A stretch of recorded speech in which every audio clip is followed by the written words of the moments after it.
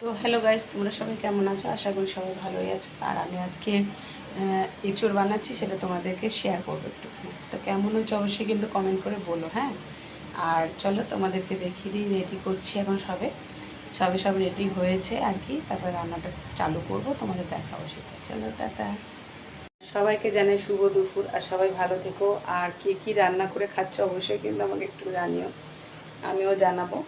তো চলো, টাটা। দেখে নাও, এখানে হচ্ছে এঁচোড় বানাচ্ছি। এঁচোড় হচ্ছে সেদ্ধ করে নিয়েছি, নুন আর হলুদ দিয়ে সেদ্ধ করে নিয়েছি একটু, আর হচ্ছে প্রেশার কুকারে। আর এখানে দেখো আমি চিংড়ি মাছ নিয়ে নিয়েছি, এখানে হচ্ছে আদা রসুন, এখানে হচ্ছে পেঁয়াজ, এটাকে আমি বেটে নেবো। আর এখানে দেখো শুকনো লঙ্কা নিয়েছি দুটো, একটু সাদা জিরে, একটু তেজপাতা, একটু হলুদ, লঙ্কার গুঁড়ো আর জিরের গুঁড়ো। আর এখানে হচ্ছে সস। আর এই যে এখানে হচ্ছে এলাচ, বড় এলাচ, আর এখানে হচ্ছে ছোটো এলাচ, আর হচ্ছে লবঙ্গ। এই নিয়ে নিয়েছি আমি উপকরণগুলো। তো দেখে নাও, এই যে এখানে সস, আমি টমেটো খাই না তাই সস নিয়েছি একটু। তো দেখে নাও, এটা দিয়ে এখন আমি রান্না করে নেবো। তো চলো, হয়ে গেলে তবে তোমাদের দেখাচ্ছি।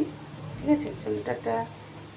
এই যে এখানে আমি সব পেঁয়াজ নিয়ে নিচ্ছি বাটবো বলে। এই যে এখানে আদা রসুন নিয়ে নিয়েছি, এবার এটা বেটে নেবো।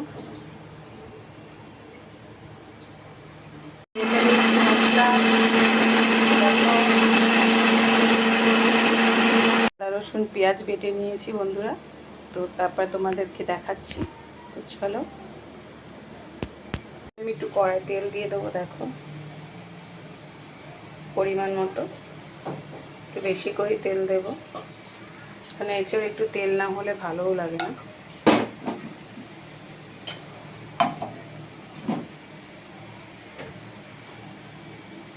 তেলটা একটু গরম হোক, মনে হয়নি হয়ে গেছে বন্ধুরা। আমি দিয়ে দেবো এক এক সব জিনিস।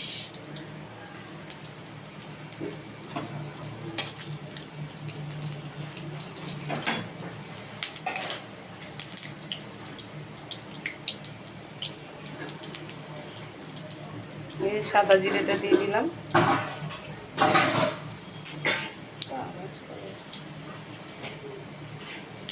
সাদা জিরেটা দিয়ে দিলাম। এরপরে দিয়ে দেবো আমি এলাচগুলো,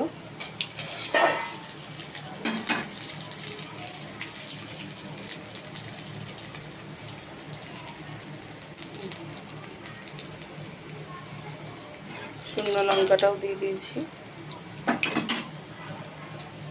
এবার দিয়ে দেবো এগুলো ফাটিয়ে রেখেছি এলাচগুলো,